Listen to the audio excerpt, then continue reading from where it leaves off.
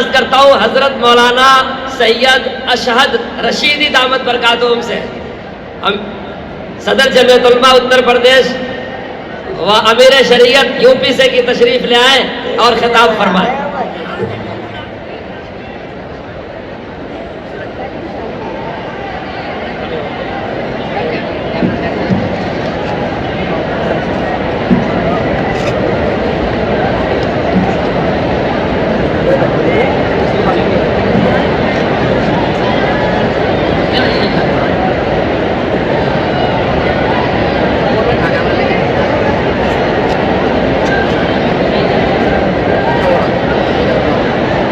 السلام علیکم ورحمۃ اللہ وبرکاتہ۔ الحمد للہ رب العالمین والصلاة والسلام على سید المرسلین وعلى آلہ وصحبہ اجمعین، اما بعد، اعوذ باللہ من الشیطان الرجیم، بسم اللہ الرحمن الرحیم۔ إن تنصروا الله ينصركم ويثبت أقدامكم، صدق الله مولانا العظيم۔ صدر محترم، اراکین جمعیت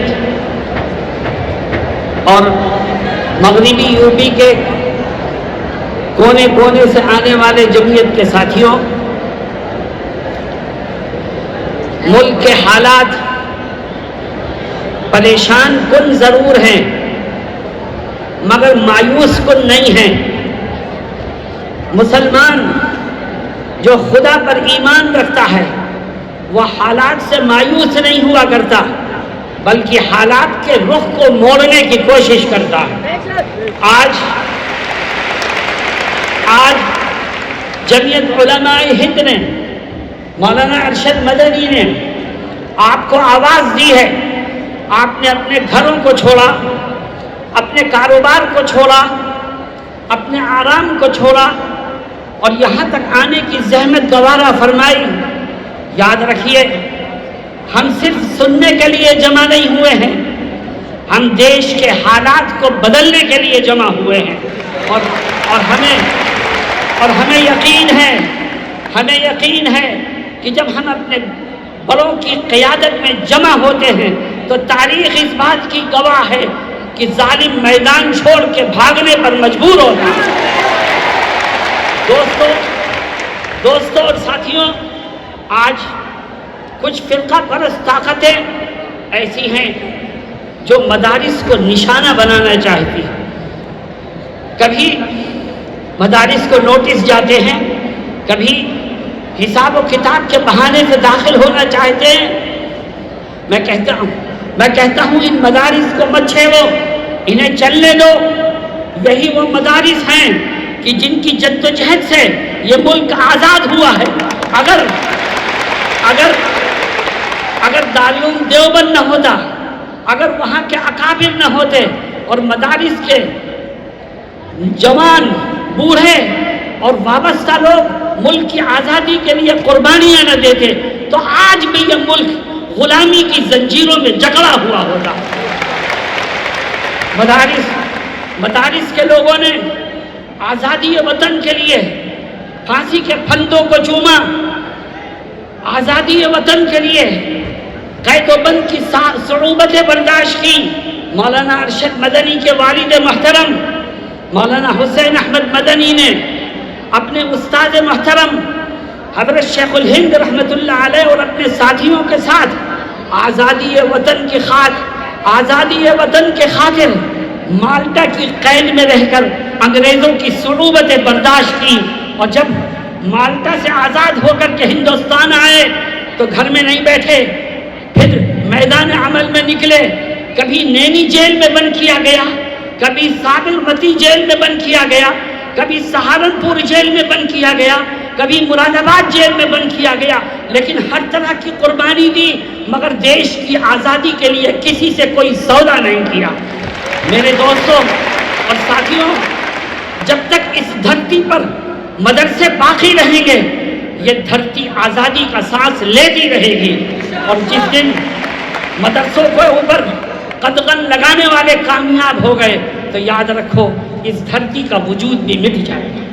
اس لیے میں ہندوستان کے سپریم کورٹ کے اس فیصلے کا خیر مقدم کرتا ہوں جس کا آپ نے ابھی حضرت مولانا اسجد مدنی نائب صدر جمعیت علماء ہند کی زبانی جس کا تذکرہ سنا۔ اللہ رب العزت ہمیں صحیح رخ پر کام کرنے کی توفیق عطا فرمائے۔ مسلمانوں، آج ہمارا دل دکھا ہے، ملک کے گوشے گوشے میں نبی کریم علیہ السلام کی شان رسالت میں گستاخیاں ہو رہی ہیں، ہماری جان آپ پر فدا ہے، اور آج کوئی بھی کھڑا ہو کر نبی کی شان میں گستاخی کرتا ہے۔ لیکن مسلمانوں، ہمارا دل دکھا ہے، مگر ہمارے اوپر لازم ہے کہ ہم قانون کو ہاتھ میں لے کر کے کوئی کسی طرح کا رد عمل ظاہر نہ کریں۔ دشمن یہ چاہتا ہے کہ ہم روڈ جام کریں، دشمن یہ چاہتا ہے کہ ہم توڑ پھوڑ کریں، دشمن یہ چاہتا ہے کہ ہم قانون کو توڑیں تاکہ مسلمانوں کو جیلوں میں ٹھوسا جائے، اور جو گستاخی کا مجرم ہے اس کو پتلی گلی سے نکلنے کا موقع مل جائے۔ آؤ، جمعیت علماء آپ کو آواز دیتی ہے، اور کیا کہتی ہے جمعیت؟ میں اس جلسے کی تیاری میں ایک ضلع میں گیا تھا تو مجھ سے ایک ساتھی نے عجیب بات کہی، کہنے لگے کہ ہمارے ہاں ایک شخص نے نبی کی شان میں گستاخی کی تو ہمارے پاس انٹیلیجنس کے لوگوں کا فون آتا ہے اور وہ پوچھتے ہیں کہ آپ کیا کر رہے ہیں۔ تو ہمارے ساتھی نے، جمعیت کے ایک کارکن نے جو جواب دیا وہ مجھے بہت پسند آیا۔ اس نے کہا کہ ہم کچھ نہیں کر رہے، ہم تو ایڈمنسٹریشن کو دیکھ رہے ہیں، اب تو کرنے کا کام اس کا ہے، ہمارا کرنے کا کام نہیں ہے۔ ہم دیکھیں گے آپ مجرم کو پکڑتے ہیں کہ نہیں پکڑتے، ہم دیکھیں گے کہ آپ اس کے اوپر سخت قسم کی دھارا لگاتے ہیں کہ نہیں لگاتے، ہم دیکھیں گے کہ آپ اس کے خلاف صحیح طور پر کارروائی کر رہے ہیں کہ نہیں کر رہے ہیں، اور اگر نہیں کریں گے آپ تو ہم قانونی طور پر ایسے تمام مجرموں کو کیفر کردار تک پہنچانے کی بھرپور کوشش کریں گے اور کرتے رہیں گے۔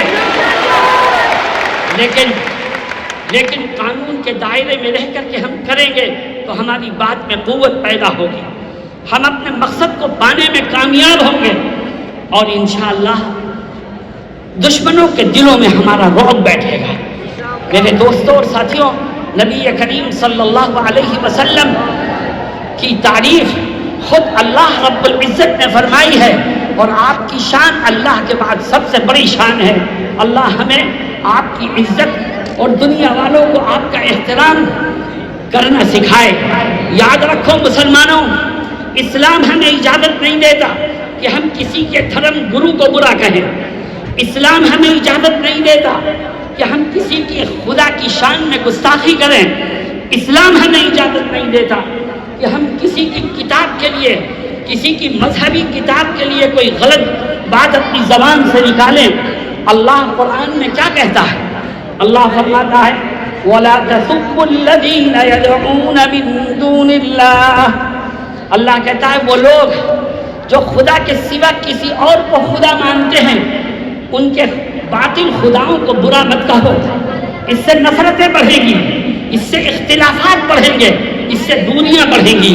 تم تو اپنے خدا کا صحیح پرچار کرو، اللہ ان کے دلوں کو پھیر دے گا۔ میرے دوستوں، میں گورنمنٹ آف انڈیا سے یہ درخواست کروں گا اس کنونشن کے مادھیم سے کہ شان رسالت میں گستاخی کرنے والے کو ملک کے کانسٹیٹیوشن میں جو سزا لکھی ہے وہ سزا دیں آپ۔ اگر قانونی سزا ملنے لگے تو کسی دشمن کو زبان کھولنے کی جرأت نہیں ہوگی، اور انشاءاللہ ہمارا یہ دیش امن و امان کا گہوارہ بن جائے گا۔ آج گورنمنٹ کی کرسیوں پر بیٹھے ہوئے لوگ اور ایڈمنسٹریشن کے ذمہ دار اپنی ذمہ داری کو ادا کرنے میں کوتاہی کر رہے ہیں، تبھی ایک کے بعد ایک شان رسالت میں گستاخی کی ہمت کرتا ہے۔ میرے دوستوں اور ساتھیوں، اس دیش کا آئین سیکولر آئین ہے، کچھ طاقتیں ایسی پیدا ہو گئی ہیں جو اس دیش کے سیکولر آئین کو ختم کرنے کی بات کرتی ہیں۔ یاد رکھو، اگر اس دیش میں ہندو مسلمان سکھ اور عیسائی آپس میں بھائی بھائی بن کر رہ سکتا ہے تو وہ صرف اس کے سیکولر آئین کی وجہ سے رہ سکتا ہے. جب تک سیکولر آئین باقی ہے یہ دیش کے ہندو مسلم کی یکتا بھی باقی ہے. جب تک سیکولر آئین باقی ہے یہ گنگا جمنی تہذیب بھی باقی ہے. جب تک سیکولر آئین باقی ہے تو اس دیش پہ پیار و محبت کے دیپ جلتے رہیں گے. اور جب اس کا سیکولر آئین خطرے میں آئے گا تو صرف مسلمان ہی خطرے میں نہیں آئے گا بلکہ یہ دیش خطرے میں آئے گا اور دیش کی ہر چیز ختم ہو جائے گی. ہندوستان کا جمہوری آئین ہی وہ چیز ہے جس نے اس ملک کو پیار و محبت کا نعرہ دیا ہے. ہندوستان کا جمہوری آئین ہی وہ چیز ہے جس کی وجہ سے ایک طرف مسجد سے اللہ اکبر کا نعرہ بلند ہوتا ہے تو دوسری طرف مندر سے بھجن گایا جاتا ہے. گرجا سے وہ اپنی مذہبی عبادت کرتے ہیں اور سکھوں کے گردوارے سے وہاں مذہبی نعرے لگتے ہیں. یہ اس کا ایک خوبصورت گلدستہ ہے جو میں نے آپ کے سامنے پیش کیا. جمعیت علماء آپ کو آواز دیتی ہے اور اس لیے کہ تاکہ ملک میں رہنے والوں فرقہ پرستوں تک یہ بات پہنچا دی جائے کہ یہ ملک رہے گا تو جمہوری آئین اور سیکولر دستور کے ساتھ رہے گا اور ہم اپنے بزرگوں کے بنائے ہوئے آئین سے چھیڑ چھاڑ کسی کو نہیں کرنے دیں گے. ہمارے بزرگوں نے اس کو بنانے میں قربانیاں دی ہیں. ہم اس سیکولر آئین کی حفاظت کریں گے انشاءاللہ. اور آخری بات ملک میں جگہ جگہ وقف پراپرٹی موجود ہے. مسلمانوں میں آپ سے سوال کرتا ہوں ایک وقف کی زمین ہے جو کسی مسلمان نے وقف کی ہے مسجد کے لیے یا وقف کی ہے مدرسے کے لیے یا وقف کی ہے قبرستان کے لیے یا وقف کی ہے غریبوں اور بیواؤں کی مدد کے لیے. بتاؤ یہ وقف پراپرٹی مسلمانوں کا سرمایہ ہے کہ نہیں ہے؟ ہم اس میں کسی کی مداخلت برداشت نہیں کریں گے. یہ وقف پراپرٹی مسلمانوں کا سرمایہ ہے. اس کی دیکھ ریکھ بھی مسلمان ہی کرے گا اور اس سے فائدہ بھی مسلمان ہی اٹھائے گا. ہاں اگر کہیں کسی وقف پراپرٹی کے ساتھ چھیڑ چھاڑ ہو رہی ہے کوئی اس کا مس یوز کر رہا ہے کوئی اس کا غلط استعمال کر رہا ہے تو ملک میں قانون بنا ہوا ہے آپ مجرم کو پکڑ کے سزا دیجئے. لیکن اس کا مس یوز ہونا اس کے مس یوز کو بہانہ بنا کر قانون کو بدل دینا اور اس میں غیروں کو داخل کر دینا. یاد رکھو یہ جو وقف بورڈ ترمیمی بل آیا ہے اس سے وقف بورڈ کے مس یوز کو ختم نہیں کیا جائے گا بلکہ اس کی بربادی کے مواقع اور بڑھتے چلے جائیں گے. اس کو ہم کسی طور پر برداشت کرنے کو تیار نہیں ہیں. میرے دوستوں ساتھیوں آج صبح ناشتے پر حضرت مولانا سید ارشد مدنی فرمانے لگے کہ یہ ملک سیکولر ہے. بہت سی فرقہ پرست طاقتیں ایسی ہیں جو یہاں یکساں سول کوڈ لانے کی کوشش کر رہے ہیں. یکساں سول کوڈ کا کیا مطلب؟ مسلمان اپنے دین و دھرم کو اپنے مذہبی اور آئلی قوانین کو چھوڑ کر کے ملکی قوانین کے پابند ہوں گے. سکھ ملکی قوانین کے پابند ہوں گے. عیسائی ملکی قوانین کے پابند ہوں گے. ان کے مذہبی قوانین اور ان کا مذہبی تشخص ختم ہو جائے گا. مسلمانوں اعلان کرو کہ ہم اپنی ہر چیز قربان کر سکتے ہیں مگر اپنا دین و ایمان قربان کرنے کو کسی طور پر تیار نہیں ہے. آج جمعیت نے آپ کو آواز دی ہے تاکہ جمعیت کی آواز میں آپ کے ذریعے قوت پیدا ہو اور ہمارا یہ پیغام ایوان اقتدار تک پہنچے. ہمارے یہ جذبات ان کے کانوں تک پہنچے اور دیش کے حالات بدلے. مجھے امید ہے کہ ہم نے اور آپ نے کوشش کی ہے. کوشش کرنا ہمارا کام ہے, کامیابی دینا خدا کا کام ہے. انشاءاللہ وہ کامیابی دے گا اور حالات بدلیں گے. بس آپ ایک ہی نعرہ دیجئے کہ مولانا ارشد مدنی قلم بڑھاؤ, ہم تمہارے ساتھ ہیں. مولانا ارشد مدنی قلم بڑھاؤ, ہم تمہارے ساتھ ہیں. اللہ ہم سب کی مدد فرمائے. وآخر دعوانا جزاک اللہ, تقبل اللہ, بارک اللہ. یہ تھے حضرت مولانا سید ارشاد رشیدی دامت برکاتہ. بسم اللہ الرحمن الرحیم والصلاة والسلام علی سیدنا محمد وعلى آله وأصحابه أجمعين۔ محترم حضرات، جمعیت علماء کے ورکرز اور جمعیت علماء ہند کی آواز پر لاکھوں آدمی جو اس ہال میں بیٹھے ہیں اور جتنے ہال میں ہیں اس سے زیادہ باہر میدان میں اور سڑکوں پر چل رہے ہیں اور ایک دوسرے برابر کے ہال میں بیٹھے ہوئے اسکرین پر کیا باتیں ہو رہی ہیں اس کو سن رہے ہیں۔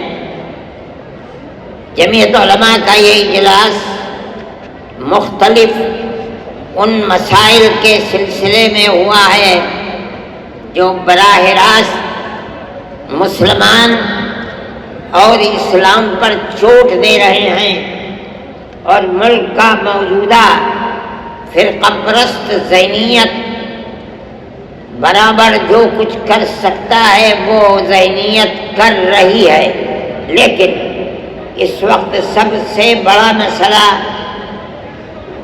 وقف ترمیمی بل کا ہے۔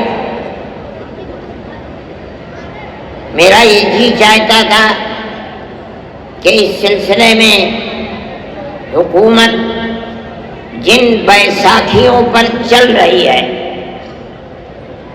بہار اور چندرا بابو نائیڈو، میں ان کو دعوت دوں اور وہ جمعیت علماء ہند کی دعوت کو قبول کریں۔ مسلمانوں کے جذبات اس مسئلے سے کتنا جڑے ہوئے ہیں وہ اپنے بنگلوں میں، بالا خانوں میں اور اسمبلی کے ہالوں میں بیٹھ کر کبھی نہیں سمجھ سکتے۔ اگر وہ عبرت اور نصیحت لے سکتے ہیں تو آج مسلمانوں کا یہ جم غفیر انہیں بتا سکتا ہے کہ وقف ترمیمی بل اور جو حالات ملک میں پیش آ رہے ہیں، مسلمان کا دل و دماغ کیا سوچ رہا ہے اور کس طرح ان حالات کو اپنی آنکھوں سے دیکھ رہا ہے، مگر یہ بات نہیں ہو سکی۔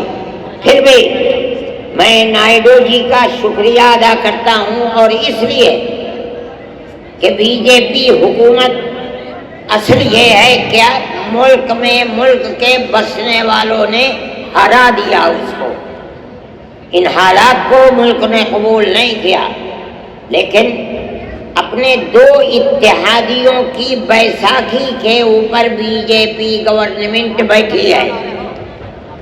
ان میں بڑی مضبوط بیساکھی چندرا بابو کی ہے اور ایک بہار کے اندر ہے۔ میں نے دعوت نامہ بھیجا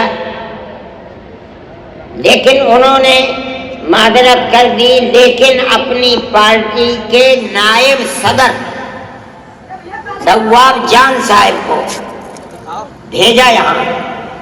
میں اسے بھی بہت بہترین نظر سے دیکھتا ہوں۔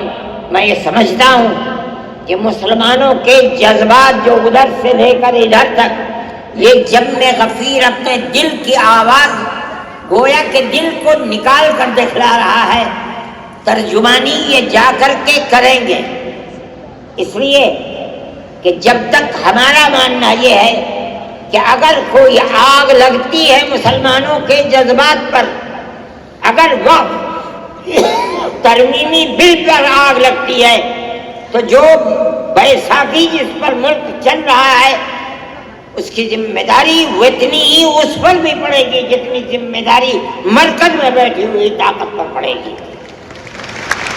یہ بیٹھے ہوئے ہیں، میں ان کی تشریف آوری پر شکریہ ادا کرتا ہوں، اور میں سمجھتا ہوں کہ مسلمان کے یہ جذبات وہاں تک پہنچیں گے، اور جمعیت علماء نے یہ وہاں کی جمعیت کے ذمہ دار بیٹھے ہوئے ہیں۔ ہم نے طے کیا ہے کہ ہم اس مہینے کے آخر میں یا دسمبر کے شروع میں، کیا تاریخ ہے، 1 دسمبر یا 15 دسمبر کو ہم وہاں بھی جمعیت علماء کی طرف سے کڑپا میں جو چندرا بابو نائیڈو کا وطن ہے، ہم وہاں انشاءاللہ 5 لاکھ مسلمانوں کو جمع کریں گے۔ اپنے دل کے احساس کو ان کے سامنے رکھیں گے. ہم جس طرح اس مسئلے کے اندر ملک کی موجودہ مرکزی حکومت کو ذمہ دار سمجھتے ہیں، اگر خدا نخواستہ یہ قانون پاس ہوا تو وہ بیساکھی جن کے اوپر یہ بیٹھ کر حکومت کر رہے ہیں وہ بھی اس ذمہ داری سے سبکدوش نہیں ہو سکتی. میں اپنے ان جذبات کے ساتھ نواب جان صاحب کا خیر مقدم کرتا ہوں. یہ نائیڈو جی کے نائب ہی سمجھیے، ان کی پارٹی کے نائب ہیں، اور مولانا خالد صاحب مسلم پرسنل لا بورڈ کے صدر ہیں. مولانا کا تعلق بھی تشریف رکھتے ہیں ان تمام مسائل سے ہے جو مذہبی مسائل ہیں اور مسلمانوں کے خلاف اٹھائے جاتے ہیں.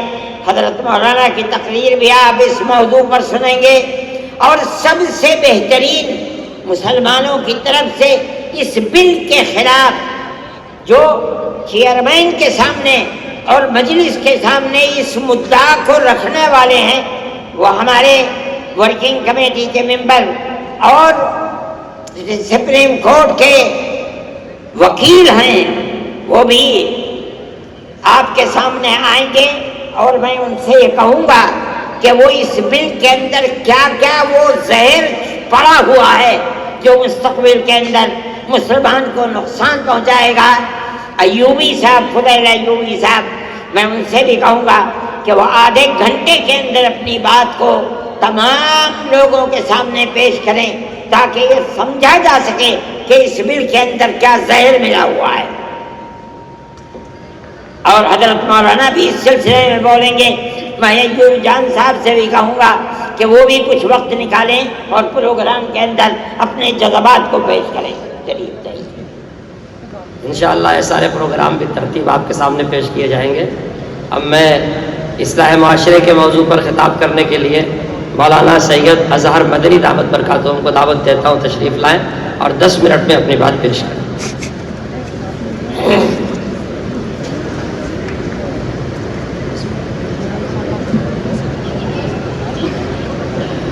الحمد لله رب العالمين والصلاة والسلام على سيد الأنبياء والمرسلين وعلى آله الطاهرين المطهرين.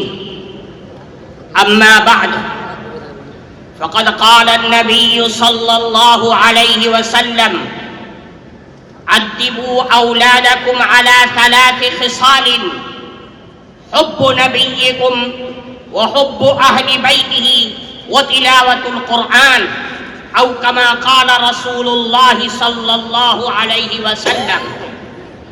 محترم صدر جلسہ، حضرات علماء کرام اور دور دراز سے آئے ہوئے ہمارے معزز بزرگوں اور عزیز دوستوں، جمعیت علماء ہند کے تمام اغراض و مقاصد کو اگر کسی سانچے میں ڈھالا جا سکتا ہے تو 3 چیزیں نکل کر کے سامنے آتی ہیں جس پر جمعیت علماء کی یہ بلند و بالا عمارت قائم ہے: نظام تعلیم اور نظام تبلیغ اور اصلاح معاشرہ. اصلاح معاشرہ جمعیت علماء کے بنیادی کاموں میں سے ایک کام ہے. آج پورے ملک سے لوگ آئے ہوئے یہاں پر بیٹھے ہوئے ہیں. حضرت صدر محترم کے حکم سے جمعیت علماء ہند کی طرف سے اصلاح معاشرہ کا نظام چلایا جاتا ہے. آج اس مستند اسٹیج سے آپ سب حضرات کو اصلاح معاشرہ کے سلسلے میں وہ بنیادی نقوش دیا جا رہا ہے کہ جس پر چل کر کے اصلاح معاشرہ اور ملک کے اندر پھیلنے والے ارتداد کی ساری لہریں ختم اور خاک میں مل سکتی ہیں.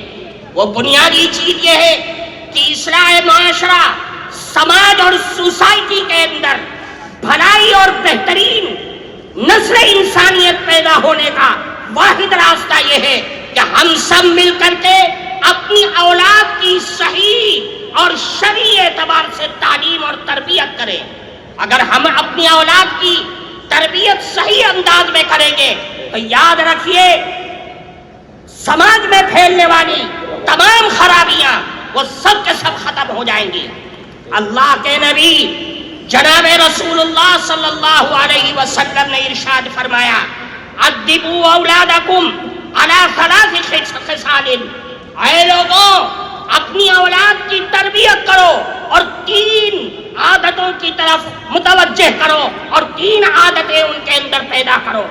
سب سے پہلی چیز یہ ہے کہ اللہ کے نبی نے فرمایا اپنی اولاد کے دلوں میں، ان کے ذہنوں میں، ان کے رگ و ریشے کے اندر بچپن ہی سے رسول اللہ کی محبت پیدا کر دو، اللہ کے نبی کی محبت پیدا کرو اور اپنی اولاد کو بتلا دو کہ سب کچھ لٹ سکتا ہے، سب کچھ کا ساری چیزوں کا سودا کیا جا سکتا ہے، لیکن رسول اللہ کی محبت کا سودا ہرگز نہیں کیا جا سکتا ہے۔ اللہ کے نبی کی محبت، اور یہ بچوں کے دل و دماغ میں اس چیز کو بٹھا دو کہ رسول اللہ کی محبت ہمارے ایمان کی معراج ہے، کمال ایمان کا مدار رسول اللہ کی محبت پر ہے۔ میرے بھائیوں، اللہ کی نبی کی محبت دنیا اور آخرت کی دولت ہے۔ میں آپ کے سامنے ایک اللہ کے نبی کی حدیث پیش کرتا ہوں۔ ترمذی شریف کے اندر روایت ہے، ایک صاحب، ایک گاؤں کے ایک صحابی اللہ کے نبی کے پاس آئے اور فرمایا اے اللہ کے نبی متی الساعہ، قیامت کب آئے گی؟ حدیث میں ہے کہ اللہ کے نبی نماز کے لیے جا رہے تھے، کوئی جواب نہیں دیا، نماز پڑھائی، سلام پھیرا اور پلٹ گئے۔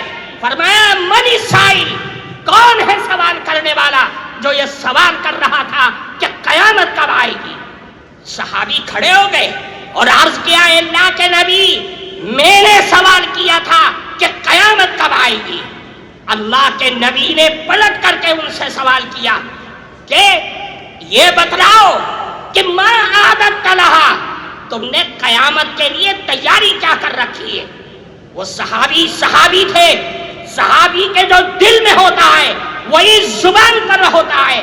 صحابی نے کہا اے اللہ کے نبی ما عادت لہا لا کبیر صلاۃ ولا صوم الا انی احب اللہ ورسولہ، اے اللہ کے نبی میرے پاس کوئی نمازوں کا پٹارا نہیں ہے، روزوں کا انبار نہیں ہے، لیکن ایک دولت میرے دل میں بس رہی ہے کہ میں اللہ اور اس کے نبی سے بے پناہ محبت کرتا ہوں۔ اللہ کے نبی نے فرمایا اے لوگوں، یہ اللہ کے نبی کا جواب لے کر کے یہاں سے جانا۔ اللہ کے نبی نے فرمایا کہ اے سوال کرنے والے سنو، قیامت تک آنے والی نسل انسانیت سنو۔ فرمایا المرء مع من احب وانت مع من احببت، یاد رکھو آج دنیا میں جو آدمی جس سے محبت اور دل کا لگاؤ پیدا کرے گا قیامت کے دن بھی وہ اسی کے ساتھ اٹھے گا، اور تم نے جس سے محبت کا دعویٰ کیا ہے قیامت کے دن بھی تم اسی کے ساتھ ہوگے۔ اس حدیث کے راوی حضرت انس رضی اللہ تعالی عنہ فرماتے صحابہ کرام اس جملے کو سن کر اتنا خوش ہوئے کہ میں نے اسلام کی زندگی میں کبھی بھی صحابہ کرام کو اتنا خوش ہوتے ہوئے نہیں دیکھا تھا۔ میرے بھائیوں، رسول اللہ کی محبت ہمارے لیے بنیاد ہے، ہم سب کچھ لٹا سکتے ہیں لیکن رسول اللہ کی محبت کا جنازہ اس کا ایک حرف بھی اپنے دل سے نکال نہیں سکتے، اپنی زندگی سے نکال نہیں سکتے۔ فرمایا دوسری چیز اہل بیت کی محبت، بچوں کے دل میں رسول اللہ کے گھر والوں کی محبت ان کے دل کے اندر ڈال دو۔ یہ پیدائش کے بعد سے جب بچہ ہوش سنبھالے کہ جس کے بارے میں اللہ کے نبی نے فرمایا افتحو، سب سے پہلا کلمہ فرمایا کہ لا الہ الا اللہ ان کی زبان سے کلواؤ، اور موت کے وقت لا الہ الا اللہ کی تلقین کرو۔ پھر فرمایا آخری چیز وہ تلاوت القرآن الکریم، قرآن کریم کی تلاوت، قرآن کریم کے الفاظ سے محبت، قرآن کے حلال کو حلال اور قرآن کے حرام کو حرام اپنے بچوں کی زندگی کے اندر بھر دو کہ میرا قرآن میرا اللہ مجھے یہ کہتا ہے، مجھے اس بات کی دعوت دیتا ہے۔ میرے بھائیوں، قرآن ہماری زندگی کا دستور ہے، قرآن ہمارا آئین ہے، آئین شریعت ہے۔ قرآن کو لازم پکڑنا ہوگا۔ یہ جمعیت علماء کے اسٹیج سے آپ کو دعوت دی جا رہی ہے۔ اللہ کے نبی نے فرمایا الا انہا ستکون فتنہ، اے لوگوں آگاہ ہو جاؤ، فتنے آئیں گے، آزمائشیں آئیں گی، بلائیں آئیں گی، دنیا کی بھی آئیں گی اور آسمانی بھی آئیں گی۔ صحابہ کے کلیجے ہل گئے۔ فرمایا اے اللہ کے نبی مل مخرج منہا یا رسول اللہ، ان فتنوں سے نکلنے کا راستہ کیا ہوگا؟ اللہ کے نبی نے فرمایا کہ قرآن ہے، قرآن ہے۔ کیوں؟ فیہ نبأ من کان قبلکم وخبر ما بعدکم وحکم ما بینکم، یہ قرآن ہے جس میں تمہارے پچھلے لوگوں کے حالات کی بھی اطلاع ہے، تمہارے بعد میں آنے والے لوگوں کی بھی خبر ہے، اور تمہارے جھگڑوں کا فیصلہ بھی اسی قرآن میں موجود ہے۔ اس لیے میرے بھائیوں، قرآن پکڑو، حالات کو سدھارو۔ یہ مسائل، یہ الجھنیں، یہ پریشانیاں، یہ ہمارے آفتوں اور مصیبتوں کی وجہ سے آ رہی ہے۔ میں آپ کو ایک بات کی طرف توجہ کر کے میں بات کو ختم کرتا ہوں۔ آج تک ہم روتے تھے، ہمارے بڑے پریشان تھے، لیکن دنیا نشہ کر رہی ہے، دنیا سٹے اور جوئے کھیل رہی ہے۔ آج جو سب سے زیادہ حالات ہیں وہ سود کی بیماری ہمارے اندر جنم لیتی جا رہی ہے۔ اور سود بھی کیسا؟ بینک کا سود نہیں، ساہوکاروں کا سود نہیں، بنیاؤں کا سود نہیں، وہ بندھن بینک، وہ جگہ جگہ گاؤں اور دیہاتوں میں جہاں سود اور قرض دینے والے وہ چور بیٹھے ہوئے ہیں جو صرف عورتوں کی آئی ڈی پر عورتوں کو ہی دیتے ہیں، ان کے نمائندے عورتیں ہیں۔ ہمارے مرد گھروں میں بیٹھے ہوئے سو رہے ہیں۔ میرا کون سا کلیجہ ہے، کون سا ہمارا دل ہے جو اس بات پر راضی ہوتا ہے کہ میری جوان بیٹی، میری جوان ماں، میری جوان لڑکی ان خیروں کے آفسوں میں جا کر کے قرض لے کر کے آتی ہے اور میں سارے ہفتے اس قرض کی قسط چکانے میں لگ جاتا ہوں۔ میری عورتیں بیگانہ ہو گئی، بیوی میری ہے لیکن اس کے آفسوں میں وقت گزار رہی ہے۔ ہماری سوچ اور فکر پر لعنت ہے ایسی۔ اس لیے میرے بھائیوں، سوچو اور سود سے نکل کر کے باہر آؤ۔ اصلاح معاشرہ کو ہر گاؤں، ہر گلی، ہر مسجد کے حلقے میں اس کو پروان چڑھاؤ تاکہ میری قوم ان لعنتوں سے باہر آ سکے۔ وآخر دعوانا ان الحمدللہ رب جزاک اللہ۔ اصلاح معاشرہ جمعیت علماء ہند کا بہت فعال اور بہت